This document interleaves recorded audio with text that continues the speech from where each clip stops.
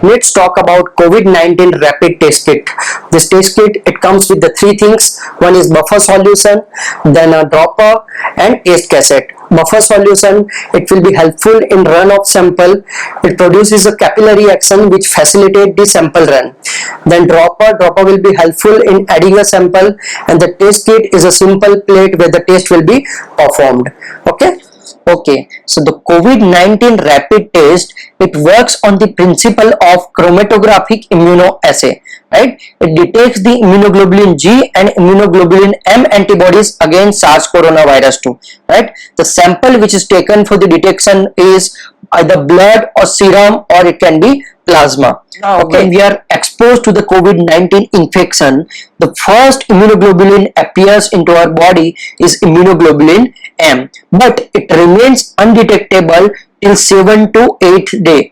This period is called as a window period, right? We know that the incubation period for COVID-19 is 5 to 7 days, and immunoglobulin M becomes detectable after 3 days from the onset of symptoms. So we should always keep in mind that this test should not be performed as soon as the symptoms appears. It should always be performed after 3 days from the onset of symptoms. Now we know that these symptoms last for the approximately 14 days, and after 14 days this phase is called as a recovery phase. Patient starts recovering, right? So immunoglobulin G becomes immunoglobulin G appear into the body approximately on 15th or 15th day, and then it remains for 3 to 5 months. Sometime it can also last for the 1 year, right? So here we can say that immunoglobulin M suggests the current infections,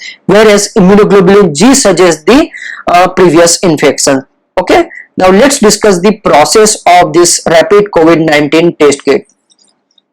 Now this schematic diagram of test cassette contains the 4 regions: sample pad, conjugated pad, nitrocellulose pad and absorption pad.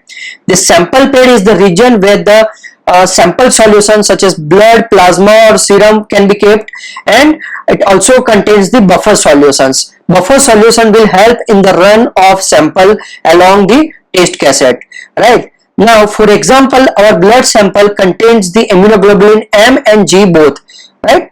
Okay. Now, this conjugated pad, it contains the SARS coronavirus 2 antigen bound to the colloidal gold, right? And it also contains this pink color region. We can see it also contains anti-chicken immunoglobulin M bound to the colloidal gold. So, it contains two things: SARS coronavirus 2 antigen and anti-chicken immunoglobulin M bound to the colloidal gold. Now this anti-chicken immunoglobulin M will help in the appearance of control line, so that we will discuss later. Now let's come to this nitrocellulose region. So this nitrocellulose region, it contains 3 lines, M line, G line and the control line. This M line, it contains the anti-human immunoglobulin M embedded to the nitrocellulose pad, and this G line contains the anti-human immunoglobulins G bound to the nitrocellulose pad, and the control line, it contains immunoglobulin M, chicken immunoglobulin M bound to the nitrocellulose, right? Okay, so now let's talk about the process. So when we run this sample along this test cassette, first this sample will react with the SARS coronavirus 2 antigen which are present in this conjugated pad. So as I said, a sample, for example, it contains immunoglobulin G and immunoglobulin M. So they will react with this SARS coronavirus 2 antigen and they'll form complexes. So here 2 complexes will form. One is the antibody G and SARS coronavirus complex, antibody M and SARS coronavirus complex.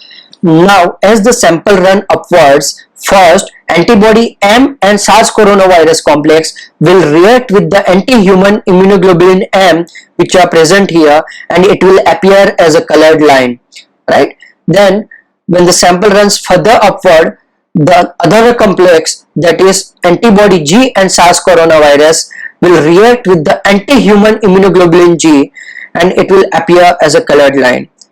Now as I said that this conjugated pad also contains the anti-chicken immunoglobulin M. So this antibody M also runs upward, and here it will react with the chicken immunoglobulin M and it will appear as a colored line. This control line is very much required. If control line does not appear, that means that sample has not run completely, right, and it shows the defect into the test cassette, right. So control line should always appear, right, it shows the completion of the sample run. So that was the schematic diagram. Now actual cassette look like this. Now this rapid test kits can be used alone for the interpretation of result, or it can be used in combination with the PCR. In this table we can see the different possibilities of result, right. So if you like this video tutorial, then don't forget to subscribe and like my videos. Thank you.